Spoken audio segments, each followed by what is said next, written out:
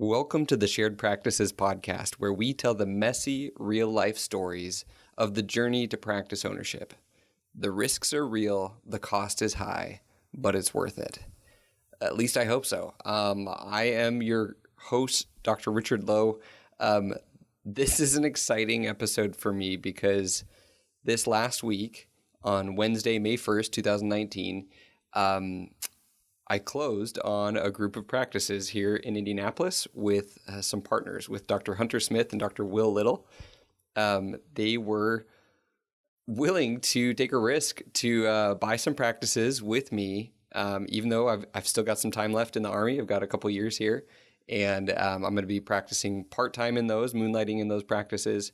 They're going to manage them, and I'm going to help them in that effort, but we're going to be sharing that story next week. But I just had to announce and share on the show that it's been 3 years of listening to an Army dentist podcast about practice ownership with no practices to back up the podcast. So now we'll see how it goes.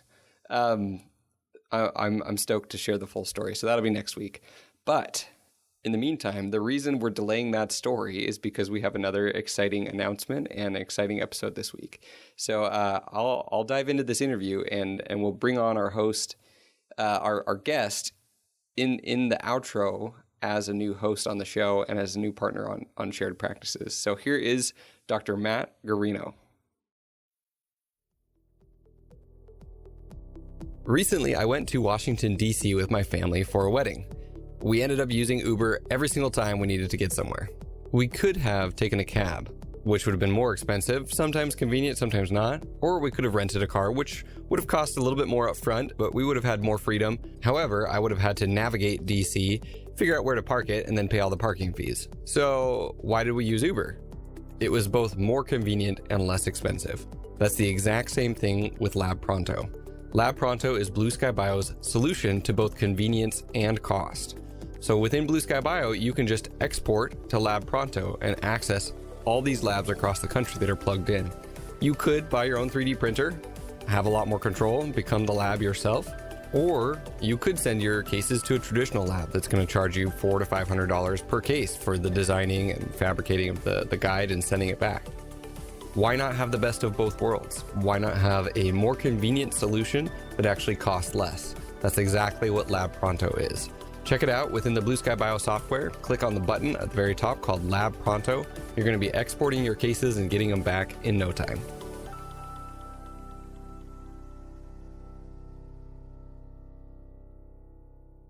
Okay, welcome to the Shared Practices podcast. I have with us today a pretty epic poster on our Facebook page. There was some bold posts recently, and that's where this relationship kind of started. Active contributor for a long time on our Facebook page. This is Dr. Matt Guarino. Welcome, Matt. How's it going? I'm going good, Richard. It's great to be here. I've been a fan of your podcast from the beginning. I just want to thank you for all you do for dentists around the world, all the value that you give, and I'm just honored to be on your show right now. Thanks, man. When did you start listening? Like, at what point were you in your journey when you discovered us? So that was back in 2017. So I was in residency when you guys were just kind of getting going, and I was listening to you, before you even brought George on, and it was just the one-man show. And nice. Yeah, it's been cool seeing your growth and how much you guys have brought to all the dentists. It's really crazy. Well, perfect. Tell us about your dental school experience, when you graduated, and what made you decide on residency. Sure. So I went to dental school at Tufts in Boston. Graduated 2016. It was a grueling 4 years like anyone else. I made the best of it. I made a good group of friends. We had fun on weekends when we could. We studied hard. I kind of tried to focus on what I thought was important as far as growing my career. And that was a lot of learning outside the classroom, whether that be through podcasts like at the time Howard Ferran, but dental school now would be you, my friend. Oh, thanks. It would be, scouring dental town posts late into the night, finding instructors in clinic that had successful private practice that I could pick their brain, and then just learning in clinic the best I could. So like anyone else, dental school's a grind, but I thought I took from what I can, got that degree and got out of there. Cool. So when did you graduate then? 2016, 3 years now coming up. Okay, cool. So, where are you from originally? Are you from kind of the Boston area, Northeast, or? Yeah, so I'm from the Boston suburbs. So I lived at home for 3 years in dental school, commuted. Yeah, would be spending nights and weekends on my friends' couches and Cool. that whole thing, and save some money that way. And parents were happy to have me there. That's awesome. Well, and especially in such like an expensive city as Boston, like Yeah, that takes a nice little edge off. yeah. When I was comparing the loan numbers, and everyone else was kind of boarding on the 500s, and I was in the fours. I was like, all right, maybe that wasn't the worst idea.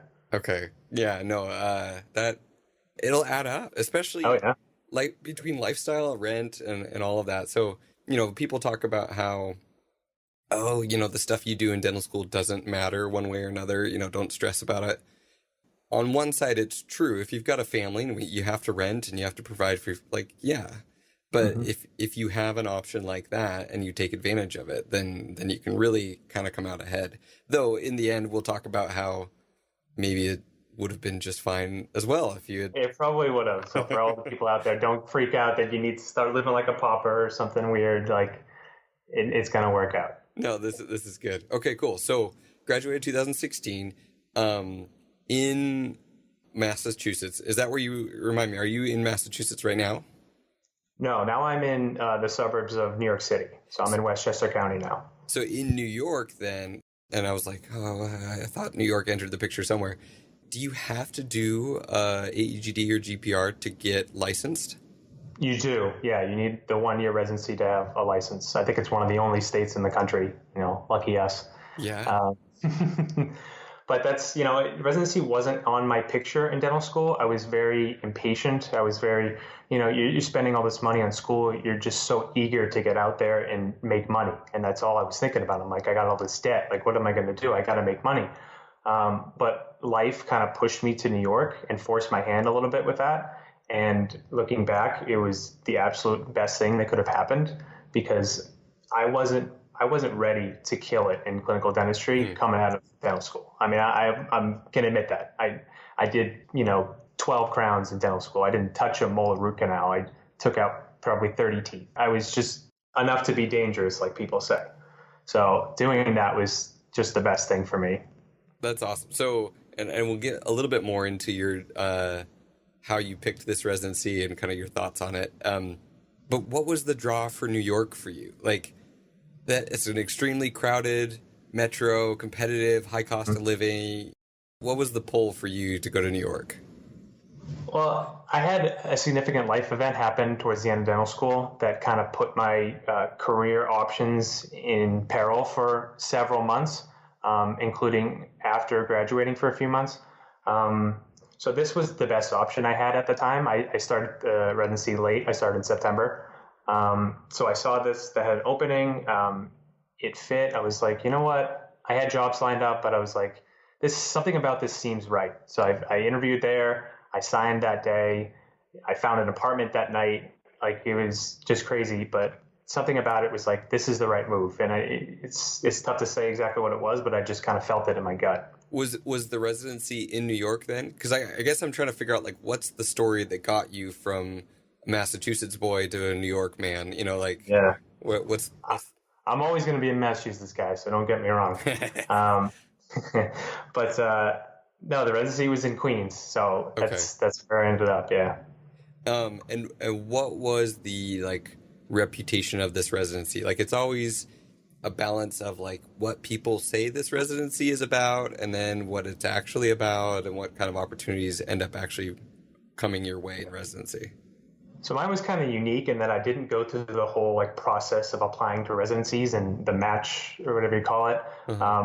I just they had an open spot and I applied and I didn't talk to any former residents. This isn't something I'd recommend, by the way. Like you want to do a little more research than I did.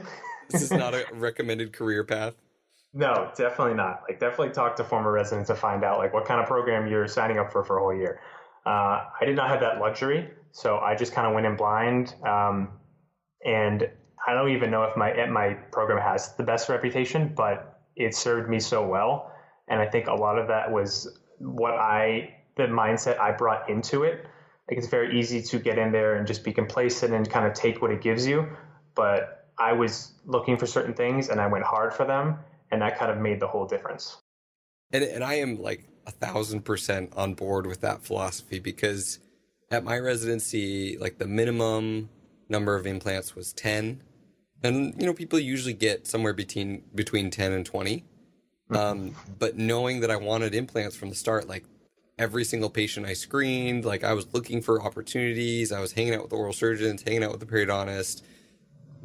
We had to do this ridiculous implant board that required like 5 hours of lab work and paperwork and putting together a presentation to get anything approved. So it's like for every implant I placed, I had to put in a solid 4 to 5 hours per case beforehand. And so I'd pull an all-nighter before every implant board. We'd have implant board once a month. And if you didn't get the paperwork in, you didn't get your wax up checked off, if you didn't get approved in the board, and even in the board, they can say, it's borderline, let's do a bridge. So you do all that work and you don't even get to place the implant. And so for me, I got over 30. My other buddy also, shout out to Merkley, he got over 30 as well. That's awesome. But it killed me to do that. But so for you, what were the things that you did in residency so that when someone hears that, like, oh, you got to put in extra time and work, what did that look like for you? So for me, I wanted to get two things out of it. I wanted to get proficient in endo and surgery. So anything, like you said, screening, any situation where I could find those two things, I got it. If a person was in pain, I would start the root canal, even if they couldn't afford to finish it, even if Medicaid wasn't paying for it. I would find the canals and get down, do the pulpectomy, get experience getting down tight canals. I wouldn't say no to any case. If it's a complicated wisdom tooth, I would try it. If it was something up in the sinus, I would try it. I would have sinus perforations. I would have extractions I couldn't finish. I would have broken files and molar root canals I had no business doing.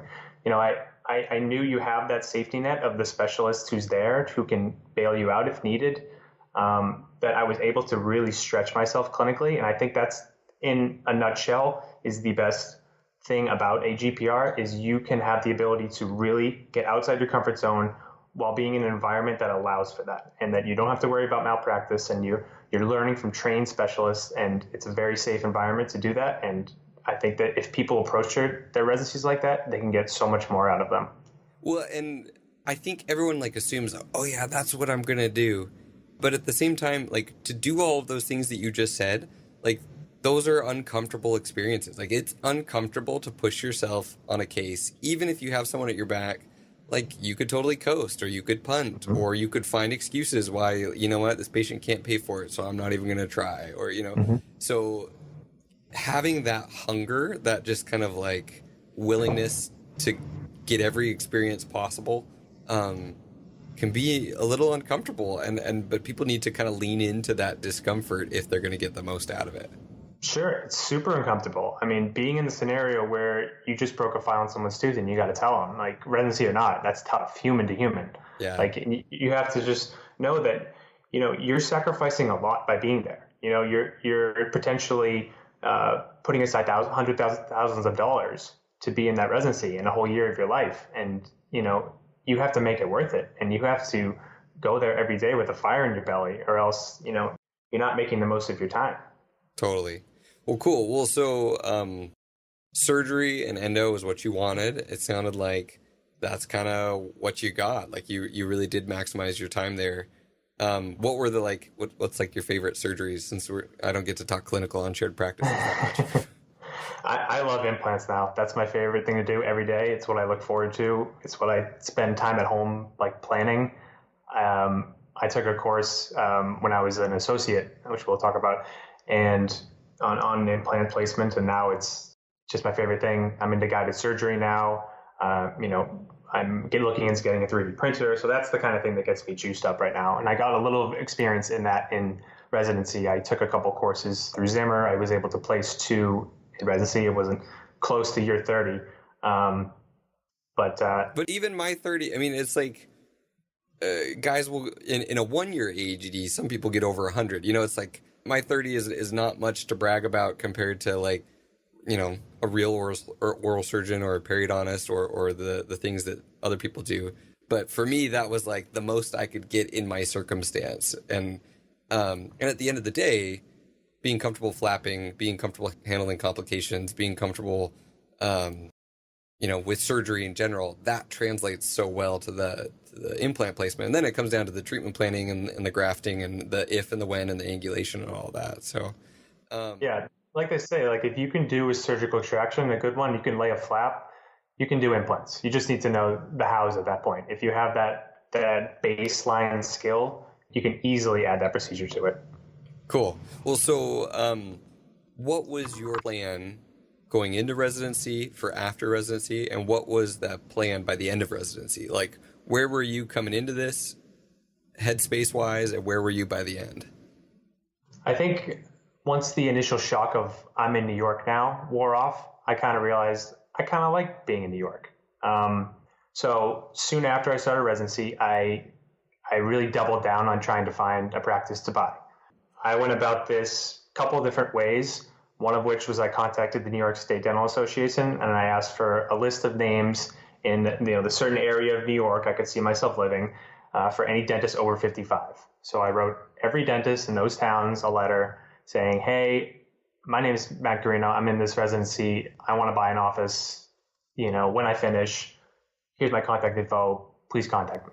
Did they give you a list with just the 55 plus, or did they give you a whole list and then you had to filter it? How'd that work? Or did you have to buy it? Yeah, I had to buy it. It was like a few hundred, Okay. and they were able to filter it for me. Oh, cool. Okay, cool. So, and then are you handwriting these? Did you do a print off? Is your picture in there? Give our listeners an idea of like what this actually looked like. Yeah, I had a picture of myself in there. I wrote just a paragraph or two. It doesn't have to be a long thing. Your contact info, a little bit about who you are. I wrote that it was personal and confidential on the outside of the envelope, so hopefully the front desk staff wouldn't be opening it and the doctor would be opening it. Did you handwrite the front at all, or did you I print it? handwrote their name and I printed it and just wrote their name. Okay, I think cool. you could do it anyway. No, totally. I'm just trying to like give people ideas of like, okay, Yeah. do it this way and maybe this will happen. Yeah, and I know even as a practice owner now myself, I would love getting this letter from someone, from some like whippersnapper who's really trying to do it all. Like I would love getting that. So I can see myself now in this stage of my career being like, that's awesome. So you'd probably reach out and just be like, hey, thumbs up, dude, that's awesome. How long was it between when you started sending these out? How big was your first batch, and like what did you expect and what actually happened? I probably did batches of like 50 to 100 in total. I probably sent maybe 3 or 400. Okay. I would say I got responses from maybe 12. Of those 12, I had serious talks with 3 of them. One or two of which I was pretty close to buying. Had dinners, went over the numbers. I actually had George look at a few of these numbers. Cool. And he was super helpful. Which he doesn't do that anymore, guys. I'm sorry. Doesn't do that anymore. You guys missed the boat because I swear George was in dental school at the time. He was the best at looking at these numbers. It was like incredible. I mean, he told Derek Williams buy this practice. Like it. Yeah. Yeah. So he's so blunt. It's really funny in his own George way. Oh, I got to hang out with George in person this last Thursday and Friday, or I guess just Friday at the Dental Success Summit. And I feel like we've had the professional version of George all along the way, but like the unfiltered raw version of George is hilarious. So you guys are going to get a little glimpse of that in some episodes here. And I don't know which order we're going to release these in. So maybe you've already seen that. But okay, so you got about 12, you're looking at the numbers. How awkward is it for you to ask for numbers from these? How open were they? How did you start this relationship? Did you go visit these? Was it a phone call? Was it an email? Did you mail the same people twice? Like, what are the steps that you took? So they would reach out either by email or phone, and then I would visit them at their practice, like at the end of a day, and they would walk me around and say hello. And at that point, we would probably make plans to talk again on the phone. Talking about their plans for if they're retiring or if they're moving out of town or whatever. So then following up that way, and then, being direct, it's a match. Asking for numbers is not something you should be afraid of. You got to put your intentions out there or you're going to waste a lot of time. So I think there's a balance, and I'm sure you had to strike this, of like the first time you talk with someone, building the rapport and making sure it's a cultural fit, and getting them to know them and letting them know you. And, it's like if someone took season 2 stuff and said like, okay, I need to get this, and this, I need to get the P&L, I need to get tax returns, I need to get procedure codes by provider, they could shoot themselves in the foot if they did that in the wrong order and too aggressively. So you kind of, do you feel like you had to strike that balance of like, okay, this is worth asking. Now I'm going to ask for some more info at this like kind of further point in our relationship? I think I'm probably overly aggressive by nature. Okay, I love it. So, in my original letter, I'm pretty clear that I'm looking to purchase. I'm not looking for a transition. And this is just me. I mean, yours can say whatever you're looking for. But I really believe that you should say that in that letter so there's no false pretenses, even when you have the first meeting. So that everyone's like, on the same I'm page. looking for an associateship or a partnership or a transition. And so they're thinking, oh, I'll bring this guy as an associate and keep him on for 5 years, and then he'll buy, and then... Right. Yeah, and I'm seeing that a lot of with my friends from dental school, where they're in that kind of limbo, and a lot of time is wasted with that. When things aren't clear at the get-go, like, this is your career. This is your life. Like, no one's going to be looking out for you except yourself. So you need to be super intentional about all the steps you take. So what was the first like practice? Is the practice you're now in the first one that you were like excited about, this is a good fit, or was there a couple that you kind of had to go through first? No, so I went through probably 3 with these letters, 2 of which I really liked, but when it came to the numbers, there were red flags. They were paying the staff too much, upwards of 35, 40%. In one case, the rent was way too high. Just a lot of fixed costs that were out of control, even though they were producing, say, 900 or 800, that it just didn't seem worth it to me to take out such a big loan. So I kind of had that realization after talking with George and going through everything. A third practice, I put an offer in, and they ended up going with someone else. So that was most of my residency year, was kind of going through those and being very frustrated that they just didn't pan out. When did you start in residency year? Like, when did you start sending out these letters? So I started residency in September. I probably started the letters maybe in November. Okay. I would say. I like giving people a realistic view of kind of the time involved and like what to expect in this cycle of building these relationships and sending things out. So, when was it that you finally got to this practice that you're now in? One of my best friends, Abe, went to go try on some loops with Q Optics, and he sent me a text of his angle of declination from the side. So there's this picture of him with his old loops on, and then a new picture with the Q Optics loop on. His question was, is it really this big of a difference? It was about a 15-degree difference in how far forward he was having to angle his head. He's going from with the Q Optics loops on, he had almost like a slightly forward neutral head position. With his old loops, you could tell he was leaning his head forward and was having to strain his neck every single day to do dentistry. So to answer the question, is it really that big of a difference? Yes, absolutely. 15 degrees, it's huge. He was blown away. He's loved them. I've loved them. You should try them out. If you want to test run a pair of Q Optics loops against your old loops, email sales@qoptics.com and include the promo code SP19 to get a discount off your loops and light combo.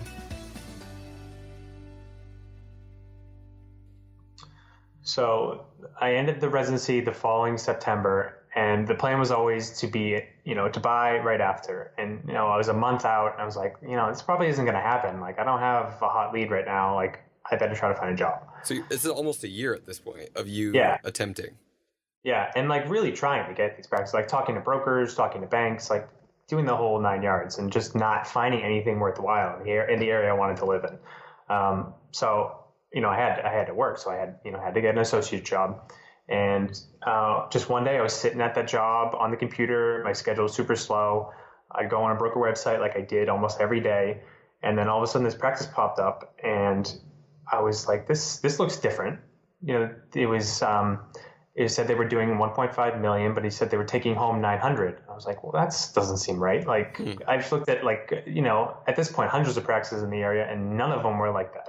So what's going on here? Yeah. So I put a message out immediately to the broker on a Monday. I got the first available appointment to meet with the seller on a Friday, which happened to be my 28th birthday. Met with him and his wife. It was a good fit. On the car ride home, as my fiance is driving us home, I texted the broker, like, I want it, like, whatever I have to do, like, and then Monday I had a formal offer in. Holy cow. So at this point, did you have like lenders all lined up and ready to go? Like, what are the relationships that you had in place, and what was the knowledge you had in place to be able to act so quickly from meeting, seeing, and having an offer on the table? I definitely had some relationship with lenders, but lenders in the New York area kind of treat residency like you're coming out of dental school. Like, they're going to cap you at 350 of a loan. So this actually was a blessing in disguise that everything took so long, because I was able to work for about 5 months and show good production at an office, that they were willing to make over $1 million loan to me that they would not have been willing to give me right out of residency.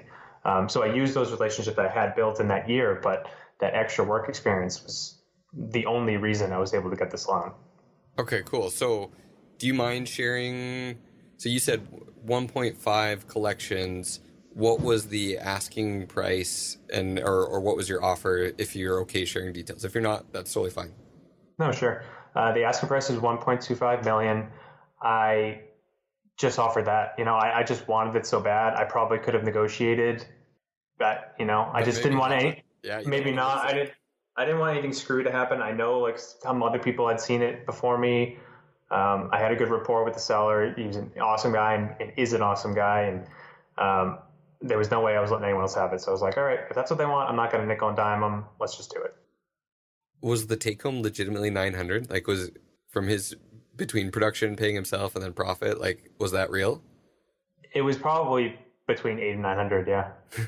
So I know. So it's like crazy. Paying 1.25 is like no big deal.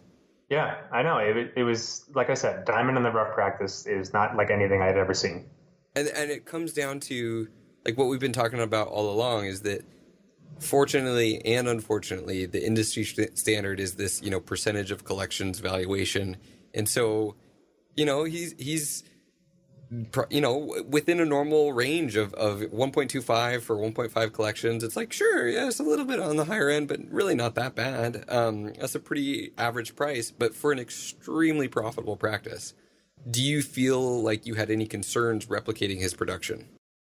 No, and I'll give you the reason. He was mainly almost exclusively restorative dentist. He was crown and bridge, fillings, no endo, no surgery, very little Invisalign. Like, if I hadn't seen that, I maybe would have thought, oh, I don't know if I can handle this. But there was nothing he was doing that I couldn't do, and I knew there was things that I could add on to what he was doing, like the endo and the surgery, that I really didn't feel that I couldn't do it. How big was the practice? How many ops was it? And was he seeing patients in multiple rooms at the same time? Like, how busy, bustling of a practice was this? He scheduled it at one column. They only had 2 hygienists on Saturdays. They had 1 every other day. It's a 5-op practice, so he really only used 2, maybe 3 of the chairs at times. He was just super efficient. Patients loved him. He was everyone's best friend. He was, very fast at what he did. The few things that he did them all really well and really quick. And he had good systems and wasn't overstaffed, and the rent was low. And, he ran a nice tight ship that I knew I could even improve on what he already had. That's awesome. That's like so amazing to see that and to realize and be able to, like, this is the sensation that we want our listeners to be able to get to. Is it's just like, you have the skills, the numbers, the business side of things, and when something comes along like this, you can just act right away. Was there any hiccups in the transition process, in lending, in closing, anything like that? Definitely. The landlords were too stick in the muds. Ooh. They wanted him to find someone with more experience. So What? So please find. the landlords were vetting you? Yes. So in this giant practice, they are worried about getting their rent, which was at probably about 2% of the collections he was doing. Oh. So they single-handedly delayed it 3 months. Wow.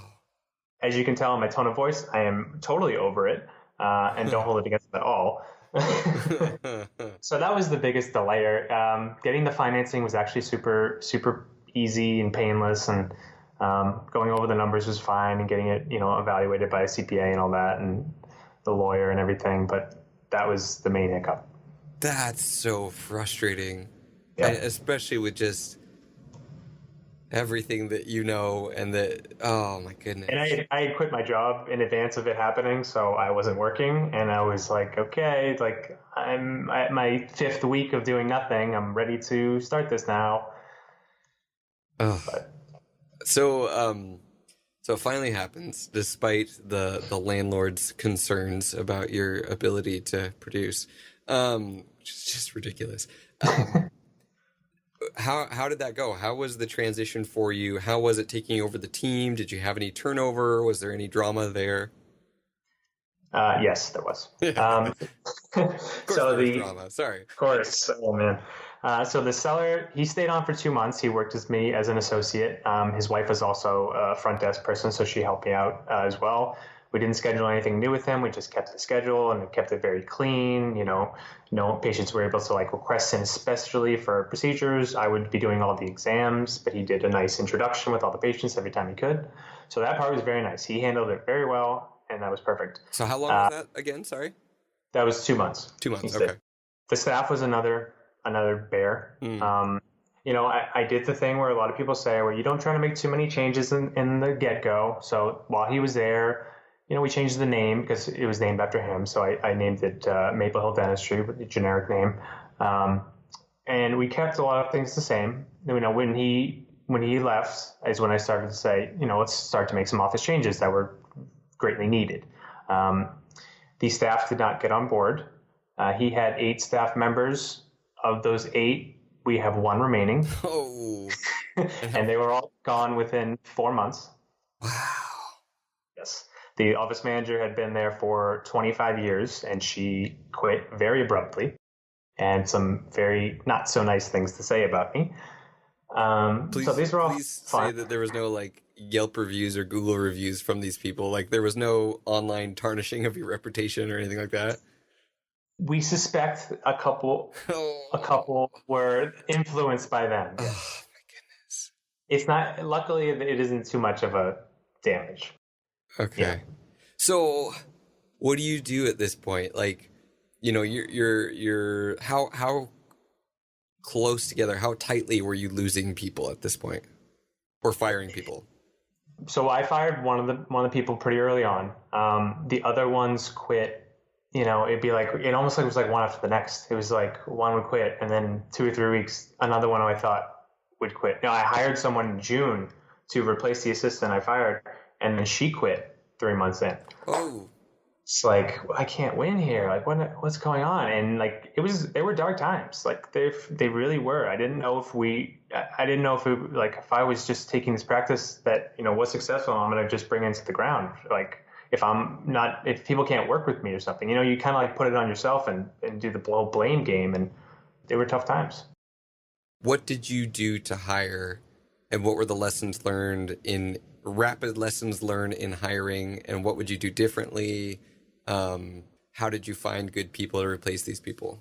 Because to be honest, like this is, at the time of this was the 4th of April. Hopefully I have something that I can talk about in a month. Nice. And I don't know if I'm going to be able to, but, if I have something I can talk about, I might be having to make some similar decisions. And so I'm thinking in the very near future, worst case scenarios, how would I hire someone? Yeah, we're looking forward to hearing that. Let me tell you. Goodness. So what did you do? How did you hire these people, and what are the lessons learned there for you?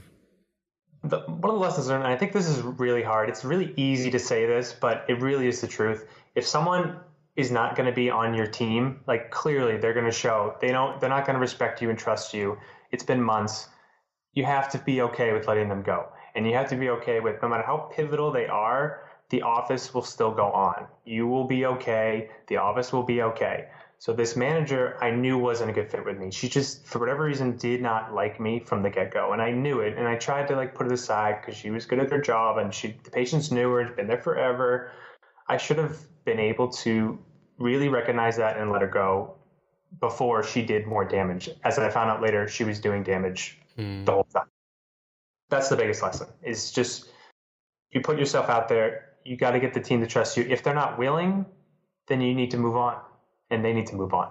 So let me tell you this crazy idea that Jamie Amos gave me this last week. So I was hanging out with Jamie at this party at the Airbnb that I was staying at, and we were talking about culture. We were talking about transitions, and he's a startup guy, so he doesn't usually talk acquisitions. But in honor of George, I decided to talk acquisitions to Jamie Amos, the startup guy, because, that's what we do. Of course. So I asked him, like, you talk so much about culture and vision and all this stuff. What would you do if you were to go into a transition and you really wanted to establish a new culture, a new vision? He's like, you know what I would do? I would, if I had enough time, I would really establish up front, even before I got into the practice, exactly what I wanted, culture, vision-wise. And I would put out some job listings before I took over the practice and, like, interview some people, have some people in the wings so that when I get in the practice and make very clear what it is that I want, I have the confidence to turn around. And if there's people that are just obviously not on board, to make any tough decisions that have to be made, knowing that you've got some applicants who know exactly what you're looking for. And I thought that was both incredibly ballsy and smart. And I don't know if I'm going to have the guts to do it. Which is, I'm at the point where I should start putting out some listings right now. And that, like, I don't know why that really scares me, because it's like I'm not an owner of anything yet. And like, I worry about, like, well, what if someone from one of these practices, the sellers are very, very cautious, and that's like why I can't talk about it on the show. And I think this episode will probably air after I've closed, because they're very paranoid about anything leaking about this. So for me to, like, how would I even logistically do it? But anyways, so that's just one of these, I'll see if I can make something happen. No, that's such a good idea, and it's something so unique. And I think even if it's like those people even if they aren't the people you eventually hire, just knowing that there's qualified people out there who will, accept your vision and will be on your team, just that fact alone is enough for you to have the confidence to make the necessary decisions. No, I loved it. We'll see if I can muster up the guts to do it. So, okay, cool. So you're hiring, I mean, just give us a rundown of, like, your process. What did you do to hire people, and what would you do differently now that you've been through it a few times? I did the normal things, posting on Indeed, posting on Craigslist, asking for referrals from the one staff member that did stay. And I think, like you were saying, in the meetings with these people, being very clear about what my vision for the practice is, being very clear about my mindset. And I think just in general, like, they're now choosing you. You're not inheriting old staff. Like, this person is interviewing to work under you and work on your team. Like, it's just, they know everything going in. Whereas one lesson I would take in, my seller did not let me meet with the staff before the sale.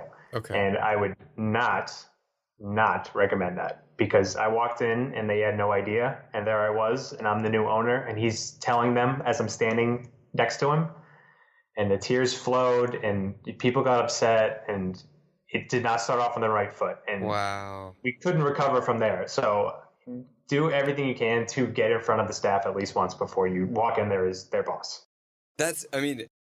I'm talking about this for the end of the month right now, and, like, we're setting up, okay, how we're going to go meet the people. And that is very much like being able to process. So our sellers, okay, I'm just going to make a decision right now. This episode is airing after the transition occurs. So our sellers, he specifically has said, I want to be able to tell the team, give them some time and space, and then you meet them and then give them some time and space, and then closing date happens. That's perfect. So that's what you'd recommend. Yeah, that's perfect. They have time to, it's almost like a grieving process for a lot of these people. Like they worked with this guy for 25 years and now they all of a sudden have a new boss. Like Yeah. it's a big shock for that to the system. So having them time to get over it and go through the process and then, okay, let me listen to what this new guy has to say. Cool. Okay, cool. So, now you're kind of in this dark time, you're trying to implement change, you're hiring people. What were some of the changes that you were trying to put in place? You know, like what was the low-hanging fruit in this practice that you were trying to work on? Just they did no marketing, they did no advertising, like trying to get Google reviews, trying to, get new patients in the door. This practice was only having maybe 5 to 10, 10 on the absolute best month of new patients a month. So I quickly wanted to grow that. I made a commitment to doing marketing, to doing mailers, Google ads, to being on Groupon, and those kind of things are, to someone who's been in an office for 25 years and thinks they know how everything should go, and they're going to meet that with resistance. They're going to think that it's not going to work and this is a waste of time and it's a waste of money, and dentists shouldn't be on Groupon. It's being willing to know what you want out of the practice and trusting yourself to using the steps to get there. Other low-hanging fruits being like putting an intraoral camera in every operatory and now showing people, hey, this is a crack in your tooth and this is what it looks like and this is what's going to happen if you leave it. Like a lot of patient education as well as bringing in new procedures. Cool. Okay, so how far into this transition did you see the light? So you've kind of got these dark months of like staff turnover. Is this the right decision? Am I going to run this thing into the ground? When was the first inkling of like, no, holy crap, this is working? I think so. I hired my new manager in November. So when did you close again? Say it again. Closed in May. So about 5 months or so afterwards. Okay. That's when things started to turn. Once I got the new manager who was committed to me and committed to growing the practice, had the same vision and mindset as I did, that's when we were able to take off. Mm-hmm. Like that's when I realized, oh, the person at the front was holding us back this whole time. We were starting to do even like bigger numbers than we were, and getting all these more new patients. Like I had been doing the same marketing pretty much since the start. And it was working okay. We were getting maybe 18, 20 patients, which was an increase. So I was like, all right, we're doing good. All of a sudden, the person at the front changes. We're getting 40. And I'm doing the same marketing. So I was kind of realizing that that was the weak link in our operation. And now that I have someone on my side, we're rolling. Right. Okay, cool. When did you start seeing like numbers wise that like this was going to be okay? Kind of the same time? It was always okay numbers wise. Like it was. I mean, I'll be honest. When you buy a practice that's that good, even in our darkest ages, I mean, we were doing fine. I was paying practice loan no problem and taking home a nice salary. And now it's like I pinch myself sometimes. Okay, so we're good at pumping people for too many details. What kind of growth have you experienced now at this point, and what do you contribute, and what are the kind of the next phases of your growth and where you're going from here? So I bought the practice, like I said, it was doing just shy of 1.5 million in 2017. My first year, which we're in my 11th month, so I can project that one more month, we're going to do just over 1.65. So we've grown the practice over $100,000, cut down on days from 6 days to 5. It's now, he had a part-time associate. It's now just me. So we're doing more on less days with less providers. And I think the next phase for our growth as we're getting new patients and filling up on capacity is doubling up on hygiene and reducing our days. Right now we have 2 days of double hygiene. I'd like to get every day on there, double hygiene, and get our 5 days down to 4 days. Cool. No, that's awesome. And it sounds like, it's just been like a lot of small things over time, just doing the right things, getting the right people on board, putting in it's hard to send out that money to pay for advertising and for marketing when you're not seeing the new patients immediately, sticking with it. Is it just accumulation of all those things you feel like as well? Yeah, I really strongly feel you need to be committed to marketing from day one. Even like when you think you can't afford it, it's just so important. You don't want to be the best kept secret in town. Like you got to get your name out there so people know you. And these things kind of snowball. You start out small and then they take hold, and then they're kind of on autopilot. And I think other than that is keeping more things in house, which is where the residency portion comes in. Where having this experience is taking CE, doing more yourself will allow you to keep more patients in office, which is great for them. It's great for you. And it's more fun, makes your days, if you're not just doing the same things every day, you're doing, fun, cool cases that you get to, be excited about.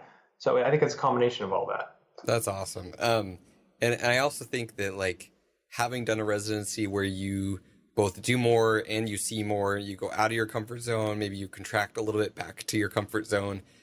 Some people hear that, oh, just do more in your practice and they cringe. But at the same time, it's like, well, no, I actually see more and diagnose more.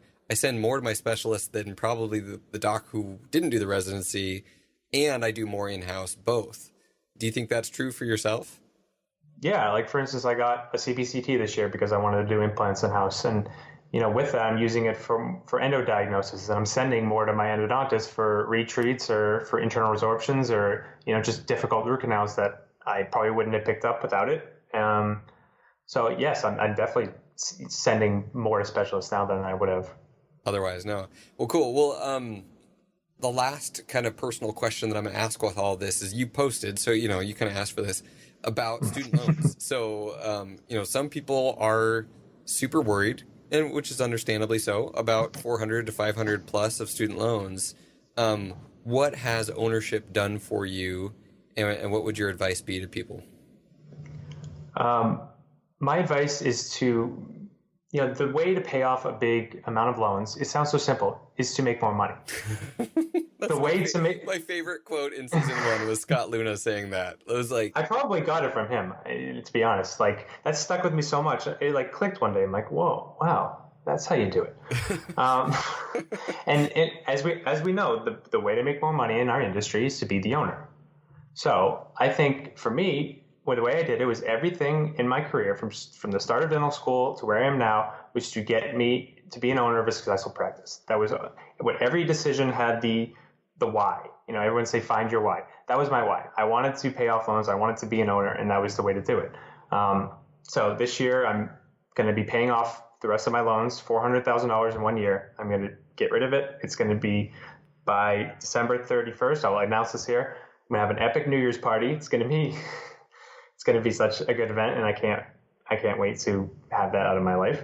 But I would not have been able to do that without this ownership. That's so fantastic. I love that you've just that was your goal and you knew what you wanted. You had a vision and you made it happen. You're crushing it. And now student loans is going to be a thing of the past for you. And that's not what everyone has to do. They don't have to pay off their student loans that aggressively, but knowing for yourself that that emotional progress and to be able to just crush it in a single year, it almost probably feels like, man, I can do anything at this point. I mean, I just remember, for all the listeners, I remember looking at the Dental Town forums about student loans and how much anxiety it would give me, and I would look at them late at night and be so worried, and did I make the wrong decision? This is more debt than I can even imagine, and just getting myself into panic. And I wanted to tell everyone there, it's gonna be okay if you have a good head on your shoulders, if you're a nice, kind person, if you're a smart, good clinical dentist, you're gonna get out of this. I would just ask you to be intentional about every step you take as along your career. Okay, cool. So you've experienced the success. You've made all this progress. You've had these kind of big, hairy, audacious goals. Now you're turning around and helping other people. So talk to me about that. Where did that come from, and what have you been doing in that aspect? Yeah, so the next kind of phase I see as I kind of scale my clinical days down and free up some more of my time is coaching dentists one-on-one. I have a unique coaching structure where I coach dentists in the business consulting, going over the metrics of the practice, go over buying a practice, the different marketing strategies, training your team, And I also mix that with a lot of mindset training, in what is called life coaching, very much focusing on your being versus what you're doing. So for instance, say, I just tell you to have a team meeting, when you're a new owner and you go into that and you're not having the right mindset, you're going to fall flat on your face. Like you need to come in there in your essence, in your best being in order to make the most out of that meeting and get everyone to trust you and be behind you. So I think that what I can offer is, very, very unique as far as it looks at your growth as a person, as well as the growth of your practice or your associateship or residency, whatever you are in your career. Well, and it sounds like you were telling me about the other night when we were talking, you gotten some extra training around this type of coaching. So why, when did you start that and why was that so important to you to get that kind of training? I started getting that training the beginning of this year. I'm in a year-long training program for specifically life coaching, which is, like I said, the mindset and the leadership work. And I felt that, early on in my ownership career, that's probably why I fell flat on my face with these, staff turnover and all like the dark times was I was just not in my essence. I wasn't, my best self. I was operating out of fear-based mindset. I wasn't, in a growth mindset. So I just kind of realized how important that work is to a person, kind of seeing the gap of where I was and where I'm trying to get, and then all the stuff that's in the way, dealing with all that stuff is the only way you're going to actually get there. It's not the hows, it's the whys, and it's the who you're being that really can get you to these different heights. No, this is awesome because our next season in the Shared Practices podcast, which there might be some other podcasts here in a minute, but is going to be on leadership, culture, accountability, change, and these soft skills. Like, if you're a numbers guy, it doesn't feel like this is that important. It's like, well, no, you just got to implement the system and the numbers are going to come out of it. And at the end of the day, like, even if you go back and listen to that episode that it was with Mark Costes and Alistair McDonald we had on our show, that was a super impactful episode for me because we did this whole season on case acceptance. And it was all about what you say and how you say it and what your team's doing. And, we had some really great language in a lot of episodes with some really great systems. But at the end of the day, like, Alistair really pushed back and was like, no, it matters that you're laughing in your practice. It matters that you're able to show up and be present and be able to care about other people and turn your whole attention to them. And those are difficult skills if you're not in a good place yourself, if you don't know what you want, if you don't have the right vision, and if you just like legitimately don't care about other people. Like, those are all things you have to work on and don't necessarily come naturally for everyone. Yeah, and like you said, it's not like learning the verbiage of like how to sell a crown. Like you could learn all that and memorize it and have it prepared, but when you get into that thing, if you have a scarcity mindset about selling someone a $10,000 treatment plan, you might recommend one thing versus recommending everything that they need. You may be, that scarcity in you is still there, and until you identify it and recognize it and work on it, you're still going to be that way no matter how much verbiage or how much skills you can pick up. Like, you're going to be that person until you work on yourself. And obviously if someone's interested, they're going to reach out to you. You're in our Facebook group. What are some other ways that people can get a hold of you? Yeah, they can message me on Facebook. Definitely a good way to get in touch with me. You can also shoot me an email. It's my last name, guarinodmd@gmail.com. It's also a great place to find me. Okay, we'll try and get those in the links. Sure. Would you mind if we went into this just a little smidge? What is some of the work that when you're working with someone and coaching someone, like I love mindfulness. I love Headspace app. I love, reading books and studying.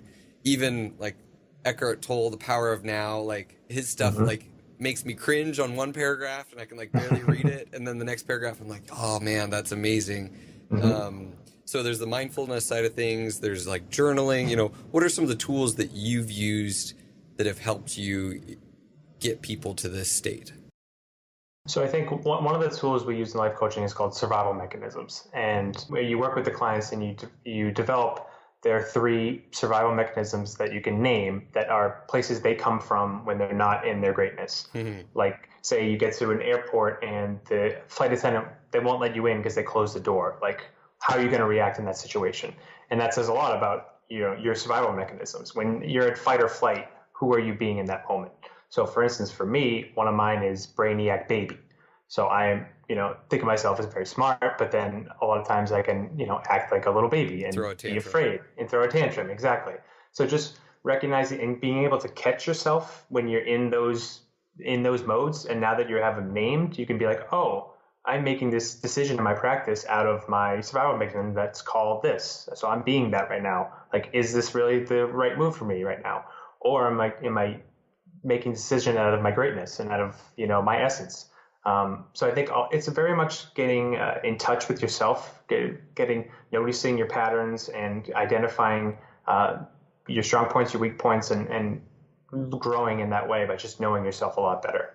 And that's super hard to do, to be able to like know yourself in the difficult moments. Like for me, last night was like the first time I've been pissed off in like a year solid, like since I got out of residency. And like for the first time in my life, actually called my lawyer and asked, what can I do about this? First off, I haven't had a lawyer at any point in the past, so I didn't have anyone to call. And then I also, got in some arguments with people that I shouldn't have gotten arguments with partners, and did not handle it very well. And it's just one of those, like, it's almost like when you're dating someone or you're engaged, you want to see someone at their worst. And it's really easy to see other people at their worst.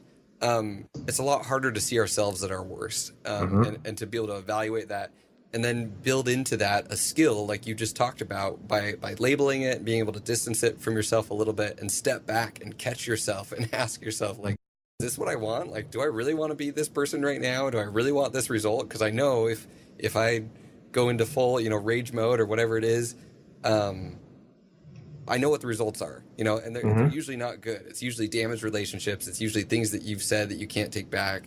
And that awareness and that ability, that skill set of dealing with those difficult moments is like what makes or breaks relationships and people. So that's really cool that you're helping people with that. Yeah, and that's just something where a coach comes in, because you're not ever going to really do enough work on yourself to be able to discover those things. You need someone who's going to mirror it to you and say, hey, this is what I'm hearing, or this is what I'm seeing. Like, it's so hard to be that self-aware without someone to reflect to you. It's like an unbiased observer just saying, hey, I see this in you, or I'm observing this. This is how you're being. Cool. No, this is awesome. Well, I think you've given people a lot of hope. I mean, I think this episode shows both. It's been a theme recently on our show, is if you put in the inputs for long enough, like we've tried to give people the tools and the filters to know what to do and to know what's good and to be able to pull the trigger. But it still takes time, it takes work, it takes risk, and it's still going to be messy. It's still not going to be perfect. But it's worth it. And so you've done all these things, and now you're in that position where you can help others and you can pay off student loans and have a lot of freedom moving forward. So pretty amazing journey. Thank you for sharing this with us. Yeah, and thank you for having me, Richard.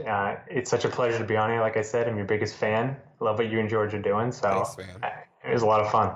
Cool. Well, awesome. We will have all your contact info on the show and hopefully be hearing some more from you here shortly, okay?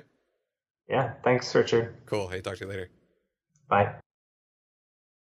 Okay, I hope you guys really enjoyed that. And I actually am doing something I haven't done in a while, which is recording an outro with someone else. So Matt, hey, you're still here with us. I know, it's an honor. I can't believe it. You haven't kicked me off yet. Dude, it's a little weird because we recorded that interview. How long ago was that? Was that like a month ago?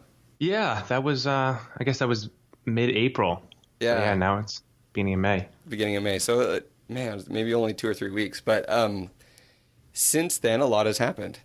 And George and I, before that interview even happened, had said to ourselves, like, based on all the things that you've shared and posted, we're like, man, it would be so awesome to get Matt on our team and get Matt part of shared practices in some capacity.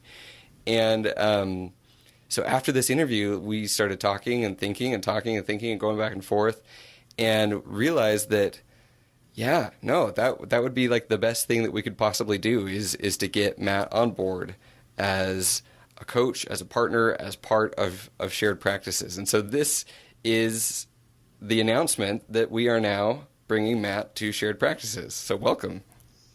Thanks, man. It's super exciting. I've been a fan of you guys, like I said in the episode, since the beginning, and I wanted to work with you, and I didn't know what incapacity that could be. So I kind of like sat on that idea for years. and and then when this just kind of came up, it was just perfect. It's everything I wanted. I wanted to collaborate with kind of like-minded dentists and people who are committed to helping young dentists, achieve greatness.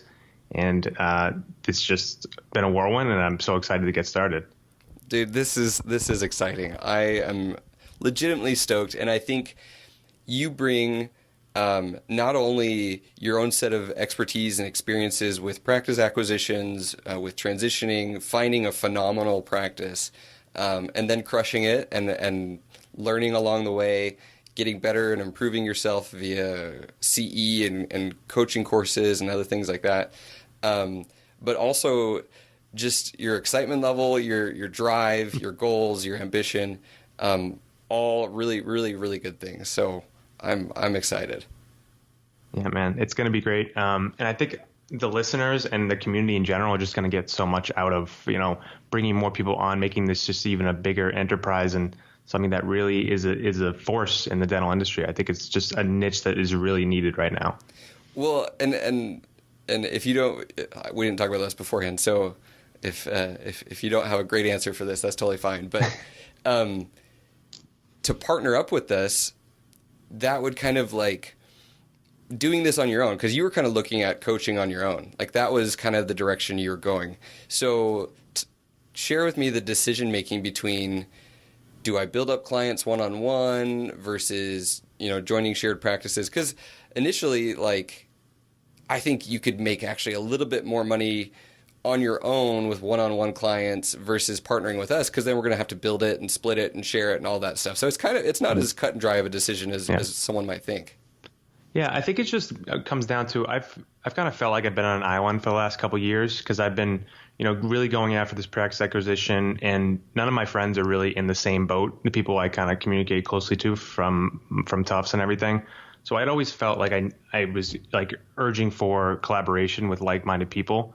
And as I entered, starting a coaching business, I was in that same realm where I really just felt kind of alone with this, and had no one to bounce ideas off of, and no one to really in my corner. So that's why when this opportunity presented itself, I knew it was an immediate fit. I deliberated for a couple of days, talked back and forth, and then I was all in. Cool. And I'm the same way in that I would rather have part of something that I'm growing with people that I care about and that I respect and that I can learn from, than having everything, but it's just me in my own head. And that's where shared practices started. And it's a lonely space to be in. Yeah. And not even that, like, you guys have so many skills that I don't have, like know how to do social media and marketing. And, it's just everyone brings their own expertise, and it's really special when that can all be combined into one unit. Well, cool. Well, let's talk about how some of the immediate plans for how we're going to incorporate this. So at Shared Practices, we've built and George built an amazing course, the Ownership Accelerator, and we've kind of closed that off for a little while and had that not be something that we're actively launching and releasing. But for a long time, we've wanted to do something more. We've wanted to have more accountability, more help, more coaching, but we just haven't had the bandwidth to do that. So why is helping someone get into a practice something you're excited about? Well, you guys created a great resource with the Ownership Accelerator. It has a lot of the hows on how to buy a practice. You're going to get 22 hours of information about everything, you could need to know to buy a practice. Even with all that information, it's still an arduous task. It's still a huge mountain to climb to finally close on a practice. So the best way to get there is with accountability, is with collaboration with people who are going through it themselves, is to, collaboration with people who have done it before, like me, you and Rich, and you now, Richard, and me and George.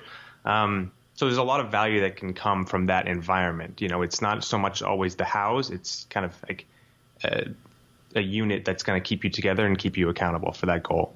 Absolutely. Like, so in my mind, shared practices, one of the visions has always been, we're going to give you great information via the podcast. Like, it's not like we're going to hold back and be like, oh, well, we don't want to talk about this on the podcast because we want to sell it in a course. And I very much respected Mark Costas's philosophy on this, where in his mind, giving away so much information that, it's more information than someone could ever act on, in all honesty, has always been our philosophy. We want to be able to help as many people and get the right information out there. And then the actual implementation of it, once you're actually doing something, you need to be organized. You need to have support. You need to have other people you can bounce ideas off of. And sometimes we really need accountability. We need someone to say, like, hey, it's been 2 months and you say you want to own a practice, but what have you done in the last 2 months towards that? And being able to work with a coach, being able to work with other people going through the exact same thing, who are looking for the same kind of practice and have the same kind of goals as you. I love the name of the Ownership Accelerator because that's really what we're looking for. If we can take someone's journey and take them from 5 years, like, oh, I could never be a practice owner till I pay off loans or till X, Y, and Z, and shorten that to 2 years. Or if we can take them from 2 years to 1 year, or 1 year to 9 months, 9 months to 6 months, those 3 months of a practice owner, would you feel comfortable talking about, like, what would that mean to you, pre-owner versus owner, 3 months of the difference there? I mean, we talked about it in my show, how the landlords delayed my ownership 3 months, and I still think about that 3 months. I think about, not even just like the lost income, just like the lost experiences, how I could have gotten to where I wanted to be sooner. Like that just like gets in my head. So I can imagine someone who's a pre-owner and facing this task, and as faster they can accelerate this, the better. The better. No, absolutely. But at the same time, like, that pressure, that feeling of, I want to do this now, I want to do this as soon as possible, but the willingness to wait over a year to find the right practice. That's this, like, weird balance that we want people to have, is the drive to get into ownership as soon as possible, but the filter to be able to step back and say no until it's the right opportunity. Yeah, and that's perfectly done in the course with George, with his negotiables and non-negotiables, versus like, these are hard lines. I won't accept the practice with X, Y, and Z. And yeah, having that a little bit of patience and a little bit, and that's where the guidance comes from. You're bouncing these ideas, bouncing these practices off people who know what they're looking at, and they're able to kind of push you in a certain direction or not in this direction. So it's very helpful in that regard. No, and George gets mad at me too, because him and I had this conversation of what are our negotiables and non-negotiables when I was looking at buying a practice here in Indy. And he's like, okay, you want to have one large group practice and you want this many chairs and the doctors need to stay on. And then I come back to him and I'm like, George, I found this group of 3 practices. And he's like, that's not what we talked about, Richard. This is not the non-negotiable that we talked about. But we'll get into that later. We don't have every single little detail, but we're pretty dang close on what this is going to be. So if someone is thinking like, yes, I want this, I need help, I need accountability, I need support, tell them a little bit about the format of how we're going to restructure and relaunch this. Well, like you said, we're going to reopen the Ownership Accelerator, and that is an amazing house tool. It's 22 hours of amazing content with different experts in the field, and that's going to come with the coaching. And credit to you and George for having the forethought to think that this course is perfectly built for a accountability group, which is this will be. So it'll be smaller groups of people in a similar space in their career on their path to ownership. So they're grouped together, so they're with like-minded people who are going through the same things, and they're going to get, bi-weekly calls from myself as a coach or from different experts from the fields that we bring in, and it's going to be a path to kind of get them to where they want to be, which for people signing up will be to be a practice owner. That will be the ultimate goal. So everyone is on the same trajectory, and it's just about, guiding them to get there. That's awesome. So I guess some people are like, well, there's Facebook groups, there's all these other things, but we really want to introduce this small group accountability plus coaching, because I think there's really some magic there, and we're within the next couple months. I don't want to commit to like a date or a time, because we're in the finalizing of all of this, but it's exactly what you just said. We're relaunching the Ownership Accelerator. There's going to be coaching, accountability, small groups, with the design of cutting 3 to 6 to 1 year, as much time as we can off of your journey to the right practice. And I think the value is going to be incredible. And I also think the fun thing about being in groups of like-minded individuals that are all coming from kind of a shared background. Like if someone signs up for the Ownership Accelerator, they probably are going to be people who've listened to shared practices and understand the same drive that you and George and I have for practice ownership and running a business, a dental practice like a business, to develop friendships and to go along that journey with other people who share that background. Is like one of my favorite things. It'd be like going to an amazing CE event every week. Like, you go to, say, a breakaway and you meet all these people, and you do that once every year. No, now you're going to do this once every week. You're going to be with these people. It's incredible. Yeah, no, and that high, I love going to live CE events, and like you just were at breakaway, and like the learning during the day, and then the after conversations and the dinners, like I friggin' love it. I'm like a kid in a candy store. So we want to bring that and turn that into ongoing relationships, ongoing support, but that it doesn't require you to fly out every 3 to 6 months. And maybe we will do some meetups with this, and maybe we'll do some things in the future in person. But being able to make this affordable for people, and that's key, is that we know that pre-owners, people who don't have a dental practice yet, yes, they have some money, but we can't make this be a $20,000 a year type mastermind, because it just doesn't make sense. So we want this format to be accessible, and that's important to us. Absolutely. Yeah, I can, when I was a pre-owner, I was basically broke. Like, you're making some money, but it all goes to loans, expenses, and everything. And that's the key with this. Like, as you said, making it affordable, making it something these people can invest in themselves in, and, getting them to where they want to be.